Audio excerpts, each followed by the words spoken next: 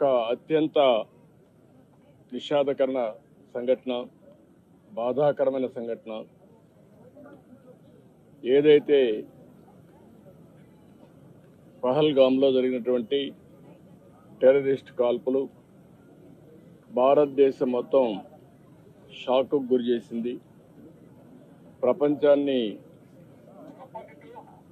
కదిలించే పరిస్థితి తీసుకొచ్చింది. అతి దారుణంగా విహారయాత్రకు పోయినటువంటి యాత్రికుల పైన విశిక్షణారహితంగా కాల్పులు చేయడం, అది కూడా ఇప్పుడే చంద్రమౌళి గారితో అక్కడ ఉన్న వ్యక్తి ప్రత్యక్ష సాక్షి శశిధర్ గారు వచ్చారు. ఆయనతో మాట్లాడినప్పుడు ఆయన చెప్పిన విషయం, ఏదైతే అక్కడ వీళ్ళందరూ ఉన్నారు, టాయిలెట్ కోసం బాత్రూమ్స్కి వెళ్ళారు. వెళ్ళిన సమయంలో ఒక ఇద్దరు వ్యక్తులు మొత్తం ఇష్టానుసారంగా AK-47 లాంటి గన్ పెట్టుకొని కాల్చుకుంటూ వస్తున్నారు. వీళ్ళు అక్కడి నుంచి పరిగెత్తారు. మిగిలిన ఫ్యామిలీ మెంబర్స్ ఎవరైతే మగవాళ్ళు ఉన్నారో కొంచెం ముందు పోగలిగారు. ఈయన కూడా వెళ్ళాడు కానీ కొంచెం వెనకబడ్డాడు. దాంతో ఈయన్ని ఆయన కళ్ళ ముందరనే కాల్చి చంపేసే పరిస్థితికి వచ్చారు. కళ్ళ ఎదుటిగా చూసిన ప్రత్యక్ష సాక్షి శశిధర్ గారు. అది చూసినప్పుడు ఎంత అనాగరికంగా, మానవత్వం లేకుండా వీళ్ళు ప్రవర్తించారు ఒక ఉదాహరణ. అది కూడా భార్యాభర్తలు ఇద్దరు కపుల్స్ వెళ్ళారు.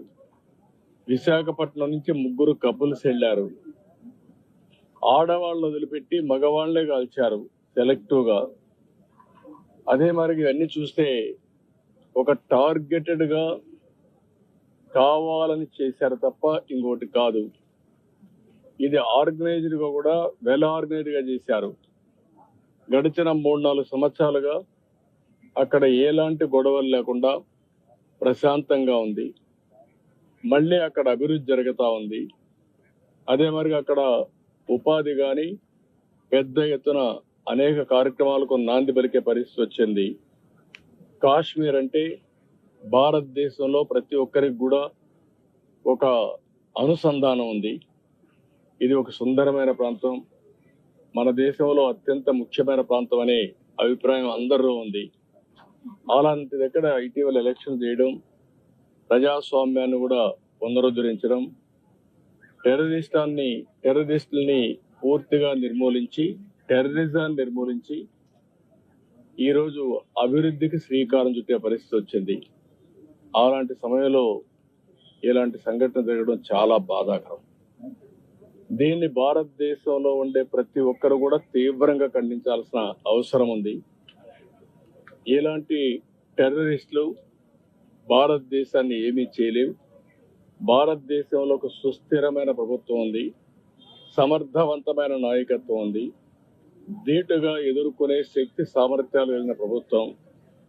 అలాంటి కేంద్ర ప్రభుత్వంలో ఉండే ఈ ప్రభుత్వం మీద ఇలాంటి చిన్న చిన్న సంఘటనలతో ఏదో కావాలని డిస్ట్రాక్ట్ చేయాలని ప్రయత్నం చేయడం, ఇది వాళ్ళ అవివేకం తప్ప ఇంకోటి కాదు. ఏదేమైనా ఇలాంటి క్లిష్ట పరిస్థితులు వచ్చినప్పుడు దేశం అంతా కూడా సమైక్యంగా నిలబడాల్సిన అవసరం ఉంది. అందరం కూడా నరేంద్ర మోడీ గారి యొక్క నాయకత్వం కింద సెంట్రల్ గవర్నమెంట్ చేసే ప్రతి ఒక్క కార్యక్రమానికి మనం సంఘీభావాన్ని తెలియజేయాల్సిన అవసరం ఉంది. ఇది దేశ సుస్థిరతకు సంబంధించిన విషయం. అలాంటి సమగ్రత, సుస్థిరత దెబ్బతీసే పరిస్థితి ఎలాంటి వ్యక్తులు చేసినా, ఎలాంటి శక్తులు చేసినా దాన్ని ధీటుగా ఎదుర్కొంటామని మనం సమాధానం చెప్పాల్సిన బాధ్యత, అవసరం కూడా ఉంది. అందుకే ఈరోజు దేశం అంతా కూడా ఎవరైతే చనిపోయారో చాలా బాధేస్తుంది. వాళ్ళని మళ్ళీ తిరిగి తేలేం. మన రాష్ట్రంలో 2 పోగొట్టుకున్నాం. ఇక్కడే చంద్రమౌళి, అదే మరిగా మధుసూదన్ కావల్లో. వీళ్ళిద్దరూ కూడా, మధుసూదన్ అయితే ఒక IT ప్రొఫెషనల్, ఈయనైతే SBIలో పనిచేసి రిటైర్ అయ్యి నాగమణి ఆయన వైఫ్తో కూడా కలిసి 3 కపుల్స్ వెళ్ళారు. వాళ్ళ బాధ చూసినప్పుడు ఎవరైతే ఆయన సిస్టర్లో ఇప్పుడు చూసాం, కుటుంబం కుంగిపోయే పరిస్థితికి వచ్చారు. ఏది ఏమైనా ఇలాంటి సమయంలో ప్రజల్లో చైతన్యం తేవలసిన బాధ్యత మనందరిపైన ఉంది.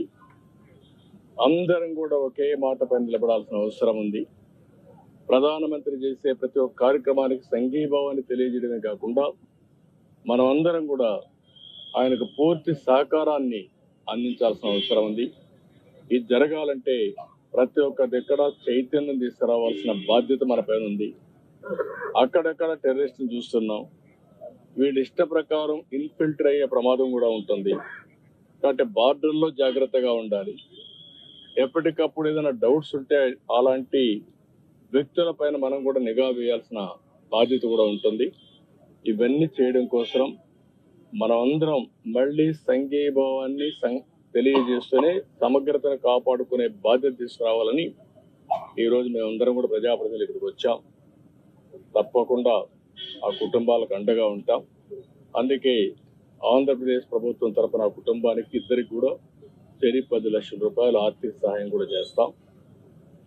ఎందుకంటే ఒక సంఘీభావాన్ని తెలియజేస్తూ మనం అందరం కూడా ఆ కుటుంబాలకు అండగా ఉండి ఆ కుటుంబాలు నిలదొక్కుకోవడానికి ఏమేం చేయాలో అన్ని చేయడానికి మనం ముందుకు రావాలి. ఆ శక్తి మనకుంది. చనిపోయినటువంటి చంద్రమౌళి గారికి ప్రగాఢ సానుభూతి, కుటుంబ సభ్యులకు సానుభూతి తెలియజేస్తూ ఆయన ఆత్మకు శాంతి కలగాలని భగవంతుణ్ణి ప్రార్థిస్తూ మరొకసారి ఆ కుటుంబానికి ధైర్యం చెప్తూ సెలవు తీసుకుంటాం.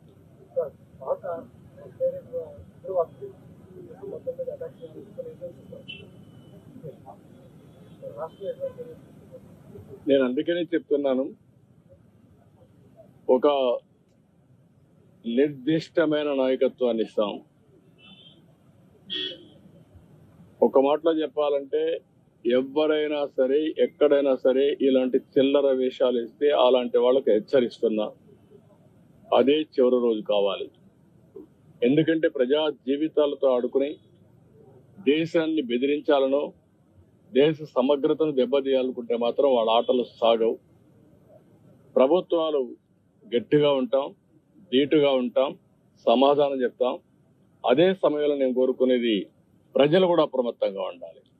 మనకు తెలియని వ్యక్తి మన పక్కన ఎవరన్నా వస్తే ఎవరు వస్తున్నారో కూడా చూసుకుని ప్రజలే పోలీసింగ్ చేసే పరిస్థితి రావాలి. అప్పుడే ఇలాంటి సమస్యలన్నీ కంట్రోల్ అవుతాయి. ఈరోజు ప్రపంచంలో భారతదేశం దూసుకెళ్లే పరిస్థితి వస్తూ ఉంది. ప్రపంచంలో అగ్ర దేశాలన్నీ కూడా ఒకసారి ఆలోచిస్తే అందరికంటే ముందు మనం ఉండే పరిస్థితి వస్తూ ఉంది. ఇటీవల కాలంలో అభివృద్ధి జిఎస్డిపి గ్రోత్ రేట్లో మనం నెంబర్ 1 ఉన్నాం. ఈరోజు 5వ ప్లేస్లో ఉన్నాం. ఇంకొక 2 సంవత్సరాల్లో 3వ ప్లేస్కి రాబోతున్నాం. 2047కి వికసిత్ భారత్ ద్వారా భారతదేశం 1వ ప్లేస్ కానీ 2వ ప్లేస్ కానీ ఉంటుంది.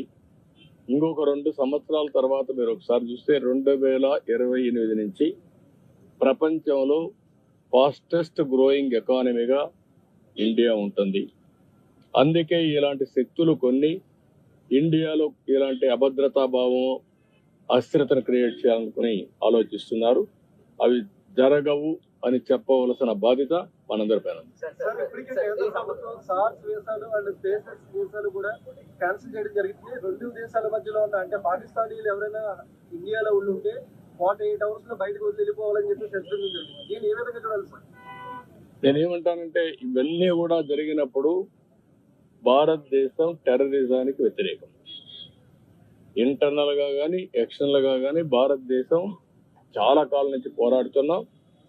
కొన్ని దేశాలు మనం చేసే ఎఫర్ట్స్ ని సపోర్ట్ చేయకుండా మనం చేసే దానికి కూడా విఘ్నం చేసే పరిస్థితికి వస్తున్నారు. అది కరెక్ట్ కాదు. సార్ ఆల్రెడీ ఇంటెలిజెన్సీ నుంచి నిఘా వర్గాల హెచ్చరికలు ఉన్నాయి. ఈ తరుణంలో అంటే సముద్ర తీర ప్రాంతం మనకి ఎక్కువ ఉంది ఆంధ్రప్రదేశ్. నిఘా వ్యవస్థను ఎట్లా పటిష్టం చేయబోతున్నారు? దానికి ఏమైనా ప్లానింగ్ ఏమైనా? నేను అందుకని చెప్పాను, డెఫినెట్ గా ఇంటెలిజెన్స్ ని యాక్టివేట్ చేస్తాం. పోలీసు వ్యవస్థను కూడా సమర్థవంతంగా ముందుకు నడిపిస్తాం. కేంద్రం రాష్ట్రం 2 కలిపి ఎప్పటికప్పుడు సమాచారం కూడా షేర్ చేసుకుంటూ ఎక్కడికక్కడ పటిష్టమైనటువంటి చర్యలు తీసుకుని ముందుకు పోతాం. మీరు అన్నట్టు మనకు వచ్చింది అంటే మెయిన్గా సముద్ర తీరం ఎక్కువ ఉంది, వల్నరబిలిటీ కూడా ఎక్కువగా ఉంటుంది. అలాంటి సమయంలో జాగ్రత్తగా ఉండడమే కాకుండా అప్రమత్తంగా ఉండాల్సిన బాధ్యత మన పైన ఉంది. డెఫినెట్ గా ఉంది. అమెరికా అధ్యక్షుడు ఇండియా పర్యటనలో ఉన్నారు. గతంలో కూడా ఇలాంటి పరిస్థితి వచ్చింది, గతంలో కూడా వచ్చింది సార్. అంటే ఏం చెప్తారు సార్ దానికి సంబంధించి? అంటే మోదీ గారు కూడా ఇండియాలో లేనప్పుడు ఈ అటాక్ జరగడం అంటే కుట్ర కూడా ఉందని చెప్తున్నారు సార్. నేనేమంటానంటే ప్రతి ఒక్క దానికి కూడా ఒక ప్లానింగ్ ఉంటుంది, ఒక టైమింగ్ ఉంటుంది. ఇలాంటి టైమింగ్ ఎంచుకోవడం కూడా మీరు చెప్పినట్టు కూడా అనుమానం వచ్చే పరిస్థితి వస్తుంది. అమెరికా వైస్ ప్రెసిడెంట్ ఇక్కడ ఉండడం, మన ప్రధానమంత్రి విదేశాల్లో ఉండడం, ఆ టైమింగ్లో జరగడం అనేది చాలా బాధాకరం. దీన్ని కూడా ప్రజలందరూ కూడా అర్థం చేసుకోవాల్సిన అవసరం ఉంది. ఇది కూడా కుట్ర కోణంలో ఒక భాగంగా ఉండే అవకాశం కూడా ఉంటుంది. సార్, రాజ్నాథ్ సింగ్ గారి ఆధ్వర్యంలో అఖిలపక్ష మీటింగ్ జరగబోతుంది. దీని యాజ్ ఎ పార్ట్ ఆఫ్ ఎన్డీఏగా మీరు ఎటువంటి సూచనలు ఇవ్వబోతున్నారు?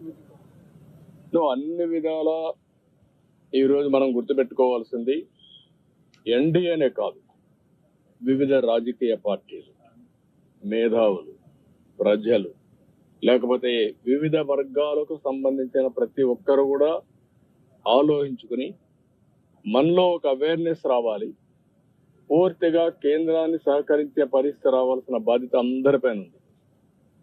అందుకే నేను ఒకటే చెప్తున్నా, నేషన్ ఫస్ట్, దేశం ఫస్ట్, తర్వాతనే ఏ వ్యక్తి అయినా ఏ ప్రాంతమైనా. ఈరోజు ఈ దేశానికే ఒక సవాలు విసిరే విధంగా కొంతమంది టెర్రరిస్ట్ మూక ఇలాంటి కార్యక్రమం చేసినప్పుడు ప్రతి ఒక్కరికి ఆ బాధ్యత ఉంది. ప్రతి ఒక్కరు కూడా దేశభక్తితో ముందుకొచ్చి ఇలాంటి చర్యల్ని ప్రతిఘటించడమే కాకుండా ఎంత వీలైతే అంత స్ట్రాంగ్ గా ఖండిస్తే తప్ప మన రాష్ట్రాన్ని, మన దేశాన్ని మనం కాపాడుకునే పరిస్థితి ఉండవు. ఈ ఇన్సిడెంట్ జరిగిన తర్వాత ఒక వర్గం పైన విపరీతమైన ట్రోలింగ్ జరుగుతూ ఉంది. దీని మీద మనం ఏమైనా అంటే ఇప్పుడు ఇక్కడ జరిగేది ఏంటంటే మన వర్గాలు కాదు ఇక్కడ కావాల్సింది. ఈ దేశంలో పుట్టిన ప్రతి ఒక్క వ్యక్తి దేశభక్తితో దేశ సమగ్రత కోసం పనిచేయాలి. విదేశాల నుంచి వచ్చి ఈ దేశాన్ని అస్థిరత చేయాలనుకుంటే మాత్రం అలాంటి శక్తుల పట్ల రాజీ లేని పోరాటం చేయాలి, చేస్తే. సోషల్ మీడియాలో విపరీతమైన ట్రోల్ జరుగుతుంది. దీనికి సంబంధించి ప్రభుత్వం వైపు నుంచి అటువంటి పోస్టులు అవన్నీ కూడా వీల్ కంట్రోల్. మనకు కావాల్సింది ఎక్కడి నుంచి వచ్చింది, కేంద్రం ఒక డైరెక్షన్ ఇస్తుంది, ఆ డైరెక్షన్ అందరూ ఫాలో కావాల్సిన అవసరం. రాష్ట్ర వ్యాప్తంగా ఏదైనా ప్రత్యేకమైనటువంటి నిఘా ఏర్పాటు చేసే అవకాశం అప్రమత్తంగా ఉంటాం, అన్ని విధాల డెసిషన్ తీసుకుంటాం ఎప్పటికప్పుడు. దానికి ఒకటే మార్గం, కొన్ని ఇంటెలిజెన్స్ కానీ కేంద్రం నుండి ఐబీకి కానీ కొన్ని సోర్సెస్ ఉంటాయి, దాని ద్వారా వాళ్ళు చేస్తారు. అందరికంటే ముఖ్యంగా ప్రతి ఒక్కరూ ఒక ఇంటెలిజెంట్ ఆఫీసర్ గా మీరు పనిచేయాలి. ప్రజలే అప్రమత్తంగా ఉండాలి.